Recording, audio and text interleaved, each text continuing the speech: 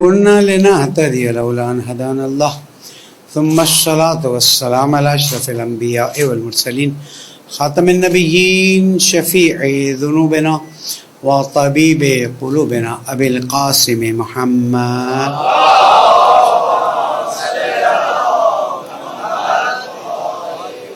وعلى أهل بيته الطيبين الطاهرين المعصومين المظلومين الذين أذهب الله عنهم الرجس وطهرهم تطهيرا.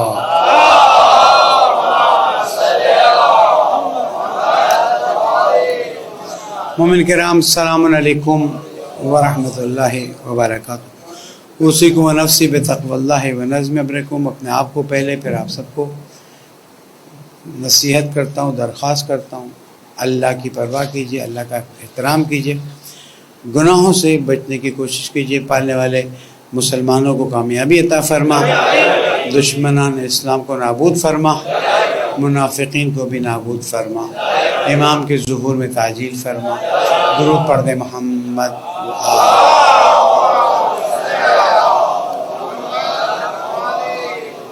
ہماری آج کی گفتگو دو محور پر ہے. پہلا محور پاکستان کے غزہ کا ہے، پھر دوسرا محور فلسطین کے غزہ پر ہے. پاکستان کا غزہ میں پارا چنار کو کہوں گا کہ عجیب ستم ظریفی ہے. سلسلہ جو ہے وہ شروع تو سالوں سے ہوا ہے، لیکن پھر بیچ میں کچھ ٹھہراؤ آ گیا تھا اور صورتحال بہتر ہو گئی تھی. اگر آپ کو یاد ہو تو کچھ عرصے پہلے چند معلمین کو پارا چنار کے علاقے میں شہید کیا گیا تھا، اور وہاں سے پھر ایک نیا سلسلہ شروع ہوا تھا. ان معلمین کی شہادت اتنی مظلومیت کے ساتھ تھی جس کو میں یہاں تفصیلی نہیں بتانا چاہتا اپنے مختصر وقت میں، کہ ایف سی بہت نزدیک آدھے کلومیٹر سے کم کے علاقے میں موجود ہے، اور اس کے باوجود پورا واقعہ ہوتا ہے. ابھی وہ زخم جو ہیں وہ سوکھے نہیں ہوتے ہیں کہ پھر ایک باقاعدہ حملے اور جنگ کی صورتحال پیدا ہو جاتی ہے، اور جو بھی اس کا نتیجہ ہوتا ہے ایک جرگہ بیٹھتی ہے اور جرگہ بیٹھ کر اس مسئلے کو حل کرواتی ہے، اور طے ہوتا ہے کہ اب دونوں طرف رکیں گے اور طریقہ کار طے ہوگا. پھر کچھ دنوں پہلے پھر سے ایک سلسلہ شروع ہوتا ہے، اور وہ سلسلہ اس طرح سے شروع ہوتا ہے کہ بعض جگہوں پہ نظر آتا ہے کہ ذمہ دار غیر ذمہ داری کا ثبوت دے رہے ہیں. دیکھیں، زمین پاکستان کی زمین ہے، اور بارڈر پاکستان کا بارڈر ہے جو افغانستان سے لگتا ہے، اور یہ پورا بارڈر حساس بارڈر ہے. جب القدس کی ریلی میں دھماکہ ہوا تھا اور پھر وہاں کے مومنین نے دھرنا دیا تھا، اور پھر آرمی کے سپہ سالار وہاں گئے تھے تو انہوں نے باقاعدہ باڑ لگانے کا کہا تھا، اور سلسلہ شروع ہوا تھا. حکومت پاکستان کو پتہ ہے کہ وہاں پر صورتحال کیا ہے، اور بارڈر کی حفاظت، سرزمین کی حفاظت ہماری آرم فورسز کا ذمہ ہے. لیکن نہیں سمجھ آتی کیوں اس علاقے میں وہ ذمہ داری پوری نہیں کی جاتی ہے. آج تقریباً 35 سے زیادہ شہداء ہیں، اور 50 سے زیادہ زخمی اور شدید زخمی. 2 دن پہلے تک کمیونیکیشن بھی بند تھا، لوگ بہت زیادہ محاصرے میں تھے. اس کے بعد پھر جرگہ بیٹھی اور صلح ہوئی، اور پھر صلح ٹوٹی اور پھر جرگہ بیٹھی، اور اب ظاہری طور پر امن قائم ہوا ہے. اس کے باوجود راستہ جو ہے وہ کلیئر نہیں ہے. اور آپ سوچیں کہ اس دفعہ جو واقعہ ہوا اس میں ایک عجیب واقعہ یہ ہے کہ کانوائے. اب کیا ہوتا ہے پاکستان کی اپنی سرزمین پر، حالات یہ ہیں کہ 3 جگہ کانوائے کے ذریعے پاکستانیوں کو اپنی سرزمین پر لے جایا جاتا ہے. پہلے کوئٹہ سے تافتان جاتے تھے زوال اور کانوائے میں جاتے تھے، پھر یہ پارا چنار کی طرف جانے کا راستہ کانوائے کے ساتھ ہونا شروع ہوا، اور حالیہ واقعات کے بعد گلگت بلتستان میں کانوائے کا سلسلہ شروع کیا گیا۔ کانوائے کا مطلب کیا ہے کہ آپ کے 100-125 بسوں کو فوج کی سرپرستی میں، ایف سی کی سرپرستی میں، جو بھی یہ ذمہ داران ہیں ان کی سرپرستی میں لے جایا جاتا ہے۔ پارا چنار کے اس واقعے میں عجیب بات یہ ہے کہ ان کی سرپرستی میں لے جایا جا رہا تھا، اس کے باوجود حملہ ہوا ہے اور 13 شہید اور ایک بڑی تعداد زخمی ہوئی۔ غیور پارا چناری پاکستانیوں نے وہاں سے آواز یہ دی ہے کہ یا تو ذمہ دار اپنی ذمہ داری پوری کریں یا پھر ہمیں خود اپنا دفاع کرنے دیں۔ اور پھر یہ بات بھی ہم تک پہنچائی گئی، کیونکہ میں وہاں کے بزرگوں کے ساتھ پہلے دن سے ڈائریکٹ رابطے میں ہوں، اور جو خدمات انجام دی جا سکتی ہیں قائد ملت جعفری کی طرف سے انجام دے رہا ہوں، اور انشاءاللہ اس کی تفصیلات بھی آپ تک پہنچ جائیں گی، نہ بھی پہنچے تو ہمارا تو وظیفہ ہے چیزوں کو آرگنائز کرنا، سسٹمیٹک کرنا، اور ہمارے جہاں پر بھی لوگ پریشان ہیں ان کی آواز اٹھانا۔ اب مسئلہ یہ ہے کہ جو انہوں نے بتایا کہ یہ کیا بات ہے کہ پاکستان کے آئیڈینٹیفیکیشن کے ساتھ لوگ ان پہ حملہ کر رہے ہیں، مطلب آپ سمجھ گئے ہوں گے، میں اس سے زیادہ کھل کے کہنے کی ضرورت محسوس نہیں کرتا۔ یعنی پاکستان کے کسی ذمہ دار ادارے کی آئیڈینٹی کارڈ کے ساتھ اور پھر افغانستان کی حکومت کے ذمہ داروں کے آئیڈینٹی کارڈ کے ساتھ وہاں کے پاکستانیوں پر حملہ ہو رہا ہے، اس لیے کہ اب پتہ چلا ہے کہ الحمدللہ شیعہ سنی مل کر اس کا مقابلہ کر رہے ہیں۔ ہم آج یہاں سے اس بات کو حکومت پاکستان، ریاست اور جو اس کام کے ذمہ دار ہیں، اس کام کی ذمہ داری انہوں نے اٹھائی ہے، ان کو متنبہ کرتے ہیں کہ اگر پارا چنار کے واقعات پر باقاعدہ طور پر انصاف کے تقاضے پورے نہیں کیے تو پھر یہ آگ بھڑکے گی اور میرے پیارے ملک کے لیے مسائل پیدا ہو سکتے ہیں، اس لیے کہ وہ بارڈر بہت ہی پورس بارڈر ہے، اور وہاں سے یہ تو غیور پاکستانی ہیں جنہوں نے اپنی جانیں دی اور بارڈر سے انسرجنسی کو دور کیا ہے، لیکن ہماری شکایت، ہماری ڈیمانڈ، ہمارا تقاضا یہ ہے کہ ذمہ دار اپنی ذمہ داری پوری کریں اور جلد از جلد پارا چنار کو امن کا گہوارہ بنائیں۔ وہاں پر کمیونیکیشن، فیول، دوائیاں، آپ سوچیں زخمی ہیں، دوائیاں نہیں ہیں، دوائیوں کی لسٹ میں اگر آپ نام پڑھیں تو بنیادی دوائیاں ختم ہو چکی، تو یہ غذا نہیں بنا تو کیا بنا ہے؟ فیول تقریباً ختم ہونے کا، میرے پاس سارے میسیجز ان کے ریکارڈڈ موجود ہیں، موقع نہیں ہے۔ غزہ میں بھی تو اسرائیل نے یہی کیا ہے نا کہ فیول بند کر دیا ہے، دوائیاں بند کر دی ہیں، غذائی رسد بند کر دی ہے۔ حکومت عقل کے ناخن لے اور غیور پاکستانیوں کو پاکستان سے وفاداری کی سزا نہ دے اور فوری طور پر پارا چنار کے حالات کو مینج کرے اس طرح سے کہ جس کا جو حق ہے وہ دیا جائے۔ مینج کرنے کا مطلب یہ نہیں ہے کہ ایک طرف کے لوگوں کو دبا دیا جائے اور دوسری طرف کے لوگوں کو آزاد چھوڑ دیا جائے، اور ہم پارا چنار کے غیور پاکستانیوں کی بھرپور حمایت کا اعلان کرتے ہیں۔ درود پڑھ دیں محمد۔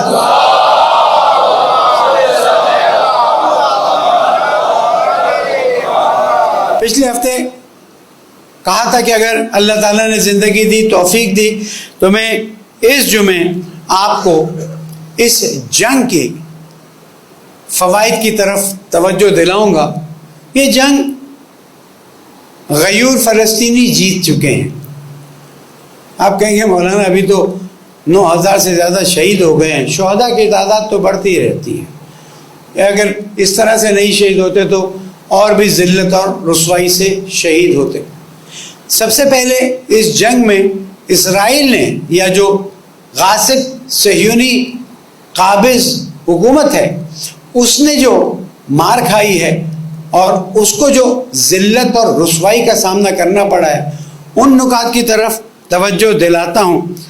پہلا یہ ہے کہ 2500 سے زیادہ جن کے یہاں ایک کا مرنا بہت بڑی بات ہوتی ہے 2500 سے زیادہ مارے گئے ہیں اور اس وقت وہاں پر عجیب کھلبلی مچی ہوئی ہے اور 7 لاکھ سے زیادہ جو باہر سے وہاں سیٹل ہونے آئے تھے وہ فرار کر چکے ہیں. باقیوں کو معذرت کے ساتھ فرار کا موقع نہیں مل رہا ہے ورنہ وہ بھی فرار کر کے چلے جاتے.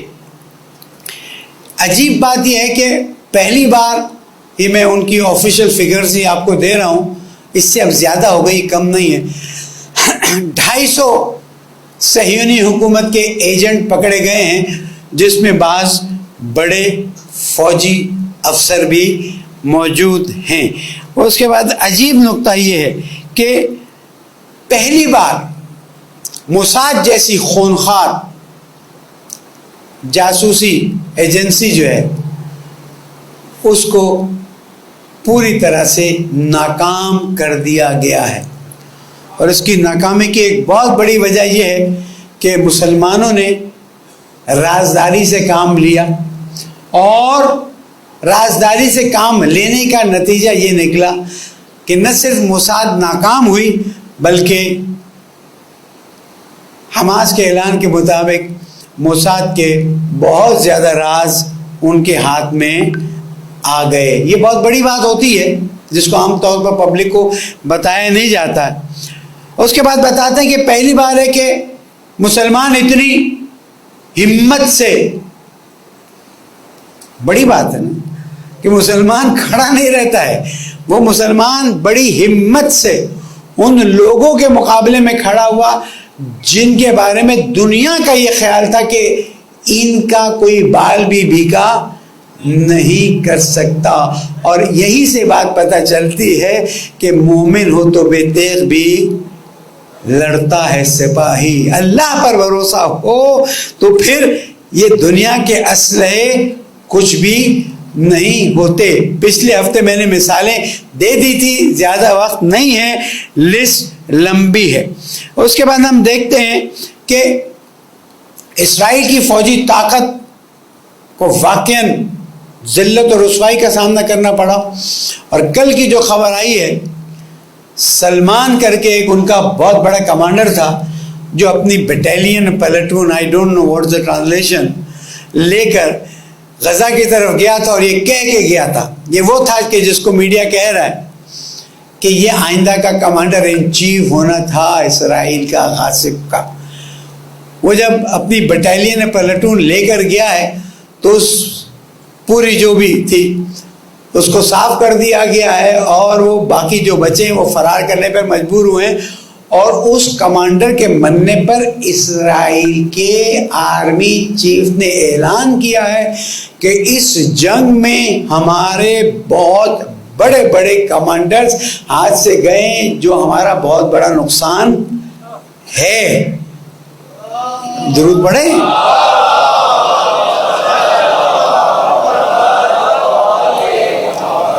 پھر آج کل حقیقت ٹی وی بڑا اچھا رول ادا کر رہا ہے, اچھی چیز ہے.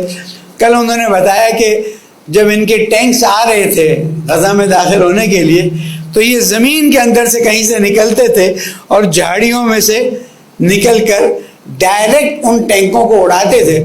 اور جو کل شام کی یا بلکہ آج نماز صبح کی فگر تھی, پھر نہیں لے سکا ہوں, 6 ٹینک کو انہوں نے ایک ساتھ اڑا دیا ہے اور اس کی وجہ سے باقی ٹینک جو ہیں واپس بھاگنے پر مجبور ہو گئے ہیں.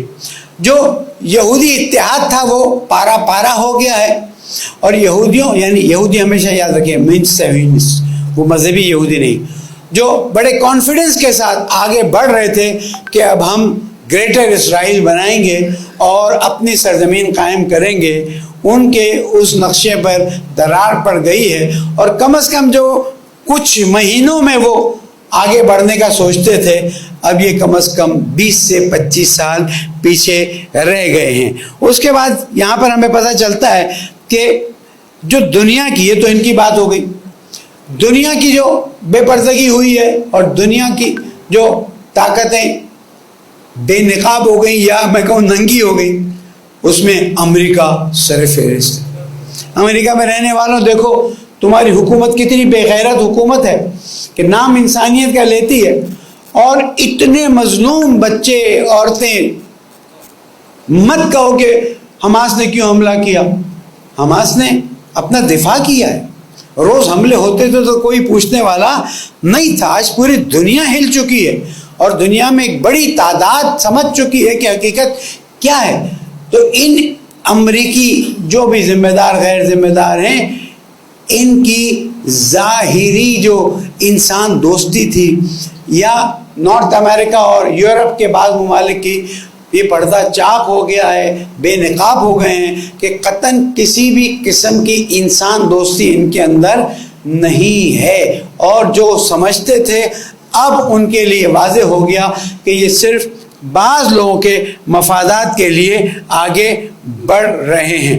اگلی چیز، 3 طرح کے میڈیا دنیا میں چلتے ہیں، ایک الیکٹرانک میڈیا، ایک پرنٹ میڈیا اور ایک سوشل میڈیا۔ اور پچھلے ہفتے اشارہ کیا تھا، اس دفعہ باقاعدہ طور پر بتاتا ہوں کہ ان میڈیاز کے طریقہ کار لوگوں کے لیے واضح ہو گئے۔ مجھے نہیں معلوم آپ کتنا اس کو دیکھتے تھے، سمجھتے تھے، ان کے طریقہ کار دنیا کے لیے واضح ہو گئے، اور یہ جو اسرائیلیوں کو آج مظلوم بتا رہے ہیں اور فلسطینیوں کے بارے میں بات کرتے ہوئے کتراتے، صرف اتنا بتا دیتے ہیں تاکہ دنیا والے یہ نہ کہیں کہ بھائی فلسطینیوں کا بھی تو کچھ بتاؤ۔ نہیں، فلسطینیوں کی مظلومیت کو بالکل اجاگر نہیں کر رہے، اور وہ جو ظالم ہیں ان کو ایک مظلوم کے طور پر پیش کر رہے ہیں، لیکن اب ان کا یہ کام ناکام ہو گیا ہے اور پوری دنیا سمجھ گئی ہے کہ اس میڈیا پر بھروسہ نہیں کیا جا سکتا۔ البتہ الجزیرہ نے ایک حد تک اچھا رول ادا کیا ہے، اس کی ہم تعریف کرتے ہیں۔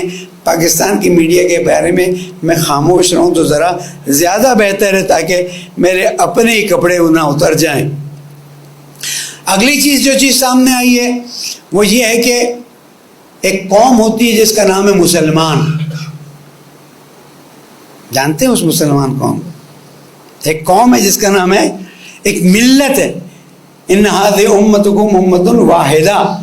یہ امت واحدہ بالکل جس کو ہم کہتے ہیں نا کہ قرآن، سنت اور جو بھی محترمین کے نقش قدم پر چلنے کا دعویٰ کرتے تھے، انہوں نے واضح کر دیا کہ نہ ہمارا قرآن سے کوئی تعلق ہے، نہ رسول سے کوئی تعلق ہے، نہ ان مقدسات سے کوئی تعلق ہے۔ نتیجہ کیا ہے؟ نتیجہ یہ ہے کہ آج یہ مسلمان آواز دے رہے ہیں، قرآن مجید ان کو پکار کے کہہ رہا ہے کہ جاؤ ان کی مدد کرو، لیکن کوئی مدد کرنے کے لیے تیار نہیں ہے۔ اور آپ دیکھیے گا ان قریب ان مظلوموں کی آہیں، اس لیے کہ امام جعفر صادق علیہ السلام فرماتے ہیں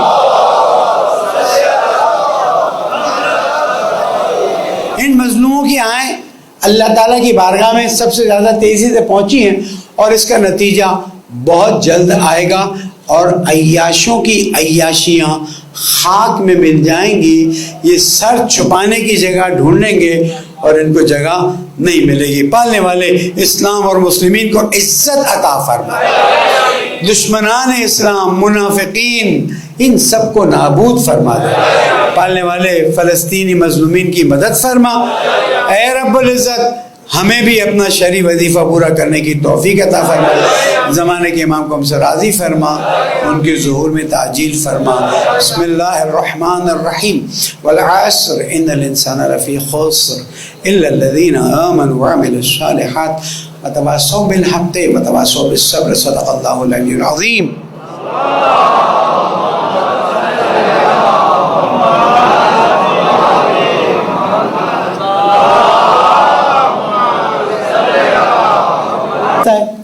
پہلے خطبے سے جڑتے ہوئے آگے بڑھتے ہیں کہ عجیب بات ہے کہ ایک قوم کہ جو چپلوں کے ساتھ لڑ رہی تھی اور سالوں سال ایک اور طاقت کے ساتھ مقابلہ کر رہی تھی، کچھ ان کو سانس لینے کا موقع ملا، کچھ تھوڑا سا ان کو آرام کا موقع ملا، تو انہیں پتہ چلا کہ فلسطینی مظلوم عوام آواز دے رہی ہے.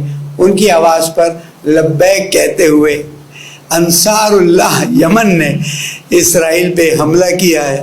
اب ان کے راکٹ پہنچے ہیں نہیں پہنچے ہیں، مسئلہ یہ نہیں ہوتا ہے. وہ چڑیا کا واقعہ سالوں سال سناتا ہوں کہ جب حضرت ابراہیم کو آگ میں جلایا جا رہا تھا، چڑیا یا مینڈک تھوڑا تھوڑا پانی لے جا کے دور پھینک دیتی تھی.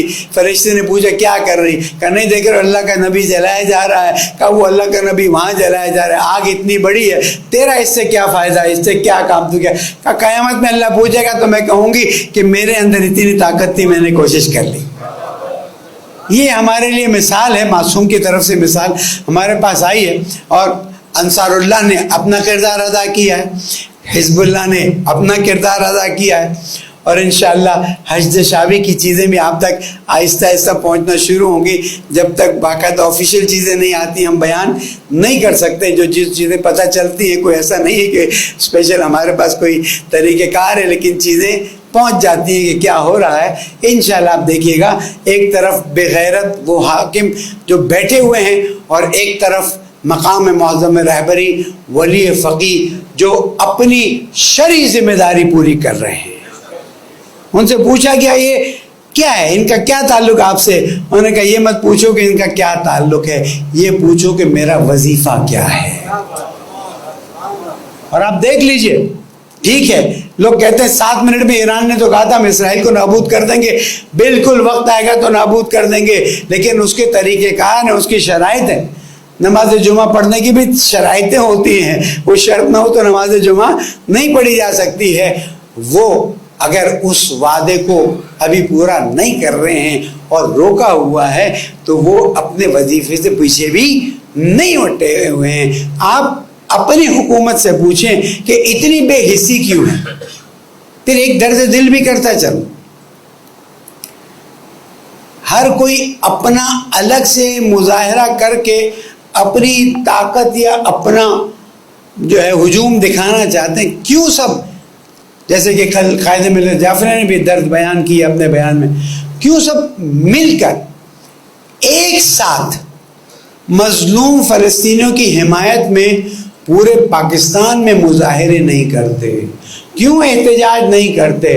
یہ چھوٹے چھوٹے احتجاج کوئی اثر نہیں لاتے ہیں. ہم اپنی کوششیں کر رہے ہیں، ہمارا وظیفہ ہے، لیکن یہ آواز اٹھنی چاہیے کہ یہ جتنی بھی سیاسی، مذہبی، سوشل جو ہیں، ان سب کو مل کر ایک ایسا مظاہرہ کرنا چاہیے کہ حکومت پاکستان کو ہوش کے ناخن لینے پڑیں اور صرف بیان بازی پر اکتفا نہ کیا جائے. کیوں؟ اس لیے کہ دیکھیں کل اسماعیل ہانیہ نے کراچی کے ایک مظاہرے میں باقاعدہ ٹیلی فون پر ایک بات کہی، اور بات کیا کہی؟ اس نے کہا کہ ہم مظلوم فلسطینی اس وقت پاکستان پر نظر رکھے ہوئے ہیں، ہماری امیدیں پاکستان سے ہیں، اور اگر پاکستانی اٹھ کھڑے ہوں تو ہمارے مسائل حل ہو سکتے ہیں. اب میں آتا ہوں اپنی بات کی طرف. اگر آپ کو یاد ہو کچھ عرصے سے میں کہتا ہوں یہ جو پاکستان میں تماشا ہو رہا ہے، یہ تماشا کیا ہے؟ یہ تماشا یہ ہے کہ کسی طرح سے پاکستان کو ایسے مسائل میں جکڑے رکھو کہ اگر وقت آئے تو یہ مسائل اس کے پیروں کی زنجیر بن جائے. آپ دیکھ لیجیے جو بھی پچھلے، میں کسی کو بھی قصور یہ نہیں کہتا وہ قصوروار نہیں ہے، سب قصوروار، جو دوسروں کے پروگرامز کو، دوسروں کے نقشوں کو پاکستان پر اپلائی کر رہے تھے یہ دکھا کے کہ جیسے ہمارے نقشے ہیں، ہم سمجھ رہے ہیں کہ یہ ہونا چاہیے، ہم سمجھ رہے ہیں. اب وہ خود بھی اپنے پیروں پہ کھڑے ہونے کی طاقت نہیں رکھ سک رہے. کیوں؟ اس لیے کہ انہوں نے کام اتنا خراب کر دیا ہے کہ وہ ملک جو نیوکلیر طاقت ہے، وہ ملک جس کا سب سے بڑا نشانہ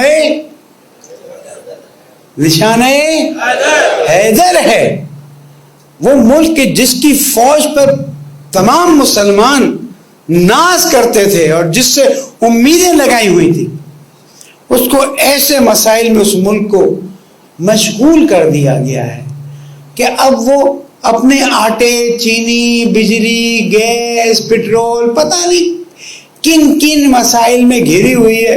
کم مسائل ہیں تو اب الیکشن کی ڈیٹ بھی دے دی گئی ہے کہ الیکشن کریں، اور اس کے بعد دیکھیں ملک کہاں جاتا ہے. یہ پھر سے کہتا ہوں، یہ ایک سوچی سمجھی انٹرنیشنل سازش ہے کہ پاکستان اور پاکستانیوں کو مشغول رکھ دیا جائے، اور اس میں بھارت کا بھی ایک بہت بڑا کردار ہے. بھارت نے جو کردار ادا کیا ہے وہ کم نہیں. اس لیے جو ذمہ داران ہیں، جہاں تک میری بات پہنچتی، میں ان سے سوال کرتا ہوں، تم کب تک اس طرح کے کھیل کھیلتے رہو گے؟ اور کب تک تم سمجھو گے کہ ہم اتنی طاقتور ہیں؟ چند گھنٹوں پہلے، چند دنوں پہلے، چند مہینوں پہلے جو میری طرح اتنا طاقتور تھا، آج اس کو کس طرح سے ذلیل ہونا پڑتا ہے، کس طرح سے چیزیں ہوتی ہیں. اور میں بات اس طرح کر رہا ہوں کہ آپ کا ذہن الگ الگ لوگوں کی طرف جائے اور آپ ہر ایک کو ٹٹولیں یہ کون اس مشکل کا شکار ہے، کون مشکل کا شکار نہیں. تکبر، وہ چیزیں جو اللہ تعالیٰ کے علاوہ کسی کو زیب نہیں دیتی ہیں، انا پرستی، ضدیت، مفاد پرستی، پتہ نہیں کیا کیا بیماریاں ایسی ان کے اندر آ گئی ہیں کہ آج میں ایک جملہ کہہ دوں، سب ہی چاہے پوسٹ پہ ہیں چاہے پوسٹ پہ نہیں ہیں، ذلیل و خوار و رسوا ہیں. اور جو مشکل ہے وہ پاکستان کو ہے، اور پاکستان جس کو میں ہمیشہ کہتا تھا اسلامی دنیا کی بیک بون ہے، اس بیک بون کے اندر ایسی درار ڈالی ہوئی ہے کہ یہ اب اپنے پیروں پہ کھڑے ہونے کی ہمت نہیں رکھتا ہے. حضرت گرامی، یہ ہمارے مظلوم فلسطینیوں کی بات ہے. جو مظاہرہ کرے جائیں، مت کہیں یہ اس کا مظاہرہ ہے، وہ اس کا مظاہرہ ہے. اور ساتھ ساتھ سوچیں کہ آپ کیا کردار ادا کر سکتے ہیں. جیسے ہم نے پہلے بھی بتایا تھا، اگر آپ کو یقین ہے کہ کوئی اسرائیل پروڈکٹ ہے، آپ اس کو چھوڑ دیں. شک ہے اور چھوڑ سکتے ہیں تو بھی چھوڑ دیجئے. اب مسلسل فون آتے، مولانا فلاں چیز فلاں چیز. مجھ سے آپ تطبیق مت کرائیں. میں نے آپ کو فارمولاز پچھلے 2 جمعوں میں دے دیے کہ آپ اس کے مطابق کام کیجئے. کیوں؟ اس لیے کہ وہ چڑیا جیسے رول ادا کر رہی تھی، ہمیں بھی ویسا رول ادا کرنا ہے. اور جوانوں جن کے پاس موبائل ہے، رہبر محترم نے کیا فرمایا، اس سوشل میڈیا سے جتنا تم کام لے سکتے ہو، اس سے بہتر کوئی کام نہیں ہو سکتا. تو آپ کو بندوق کی ٹریننگ کی ضرورت نہیں ہے، آپ کو سوسائڈ بمبر بننے کی ضرورت نہیں ہے. آپ اپنے موبائل کے ذریعے دشمن کو بے نقاب کریں. اتنی چیزیں نکل آئیں. کل آپ نے دیکھا اسرائیل کی پارلیمنٹ کے غاصب صہیونی رژیم کی پارلیمنٹ کے لوگوں کو ایک ایسی بریفنگ دی گئی، ہم تو نہیں تھے، ہمیں پتہ بھی نہیں. اس بریفنگ میں دیکھیں، ڈھونڈنے سے نا تو بہت کچھ مل جاتا ہے. جو چیز ملی وہ کیا ملی کہ اس بریفنگ کے بعد پارلیمنٹ کے لوگ باہر آ رہے ہیں، کوئی بے ہوش ہو رہا ہے، کوئی دھاڑے مار کے رو رہا ہے، کوئی بے ہوش ہو رہا ہے، کوئی دھاڑے مار کے رو رہا ہے. رو تو یہاں پر بھی رہے ہیں، بچے مظلومیت کا اظہار یہاں پر بھی کر رہے ہیں. بڑی اچھی اچھی ویڈیوز لوگوں نے بنائی ہیں. یہاں سے مظلومیت کی آواز اٹھ رہی ہے اور وہاں سے ظالموں کی ناکامی ان کی شکل پر واضح ہو گئی ہے. کیوں؟ اس لیے کہ ان مظلوموں نے اللہ پر بھروسہ کیا ہے، اور جس دن مسلمان اللہ پر بھروسہ کریں گے، یقین کیجئے اسرائیل تو کیا، اسرائیل کے سارے آباء و اجداد بھی تباہ و برباد ہو جائیں گے. ہم اپنا وظیفہ پورا کریں، ہم پیچھے نہ رہیں. رہبر معظم، مراج اعظام، قائد محترم، علماء کرام سب اپنے کردار کو انجام دے رہے ہیں، اپنے رول کو انجام دے رہے ہیں. کسی کی طرف نیگیٹو بات مت کیجیے. اور میں ان بعض مولویوں سے سوال کرتا ہوں کہ جو تم اتنا شور کرتے تھے، اتنی آواز اٹھاتے تھے، اتنا وہ اپنے آپ کو مثلا جہادی کرتے تھے، آج وہ جہاد پر میوٹ کا بٹن کیوں دبایا ہوا ہے؟ آج خاموشی کیوں ہے؟ کیا ہوا ہے؟ کیا شام میں لڑنے جانا تمہارے لیے زیادہ ضروری تھا اور مظلوم فلسطینیوں کی مدد کرنا تمہارے لیے ضروری نہیں ہے؟ آج تمام علماء اہل سنت اور شیعوں کا یہ متفق علیہ نظریہ ہے کہ فلسطینی مظلوم کی جو جس طرح سے مدد کر سکتا ہے مدد کرے. تو پھر تمہیں سام کیوں سونگ گیا؟ صرف تم ایک خاص ایجنڈا پہ کام کرنے کے لیے آئے تھے، یا بیٹھے ہوئے ہو یا خاموش ہو؟ دیکھتے ہیں آگے چل کے کیا ہوتا ہے. تو جہاں بہت سے لوگ ننگے ہو گئے وہاں پر اور بھی، ہاں سمجھ گئے نا. اور یہ آپ کی اور میری آنکھیں کھولنے کے لیے کافی ہے. بتائیں مسلمان بھائیوں کو کہ دیکھ لو، آج کوئی اٹھنے کے لیے، کوئی جانے کے لیے آواز اگر اٹھائیں تو کوئی شام گئے تھے نا، 11ویں امام کے حرم پہ حملے کرنے گئے تھے نا، کربلا پہ قبضہ کرنے گئے تھے نا، کیسی منہ کی کھانی پڑی. اب آؤ نا، حق کی آواز کے ساتھ آواز اٹھاؤ. پتہ چلتا ہے تم حق کی آواز کے ساتھ آواز اٹھانے کے لیے نہیں ہو، تم اپنا شیطانی ایجنڈا لے کر آئے ہو اور اس ایجنڈا پر چلنے کی کوشش کر رہے ہو. اور نادان مسلمانوں اب تو ہوش کے ناخن لو، نادان حکمرانوں اب تو ہوش کے ناخن لو. اب تو تمہیں پتہ چل گیا، دودھ کا دودھ پانی کا پانی ہو گیا، سیاہ اور سفید واضح ہو گیا. اب تو ہمارے شہداء کے قاتلوں کو پکڑو، اب تو ہمارے لاپتہ اسیروں کو ڈھونڈ کے لا کر دو، تاکہ تمہیں پتہ چلے کہ وہ حق کی آواز اٹھاتے تھے، اٹھاتے ہیں، اٹھاتے رہیں گے. پالنے والے ہمیں عزت و کرامت و شرافت کے ساتھ زندگی کی توفیق عطا فرمائے، مظلوم فلسطینیوں کی مدد کی، نصرت کی توفیق عطا فرمائے. پالنے والے جو مظلوم فلسطینیوں کا ساتھ دے رہا ہے، اللہم انصر الاسلام والمسلمین واخذل الکفار والمنافقین. پالنے والے تو ہماری نصرت فرما دے، ہمارے ایمان کو مضبوط فرما دے. یہ جو دشمنان اسلام ہیں، دشمنان انسانیت ہیں، اب ان کو ذلیل و خوار و رسوا فرما دے. اور جو مسلمانوں کی غیر مسلمان مدد کر رہا ہے اسے بھی انشاءاللہ نیک توفیق عطا فرما دے. اور پالنے والے انہی مہینوں میں ماہ شعبان کی 15 تاریخ سے پہلے ہمیں فلسطینیوں کی کامیابی کی خوشخبری عطا فرما. اے رب العزت ہماری کوتاہیوں سے درگزر فرما دے، زمانے کے امام کو راضی فرما دے، مظلوم فلسطینی جو زخمی بیمار ہیں انہیں شفا کامل عطا فرما دے. پالنے والے ان کے راستوں کو کھول دے، ان کے دفاع کو مضبوط بنا دے، اسرائیل اور ان کے ساتھیوں کو ذلیل و خوار فرما دے. زمانے کے امام کو راضی فرما، ان کے ظہور میں تعجیل فرما. بسم اللہ الرحمن الرحیم. اذا جاء نصر اللہ والفتح ورأيت الناس يدخلون في دين الله أفواجا فسبح بحمد ربك واستغفره إنه كان توابا. صدق الله العلي العظيم.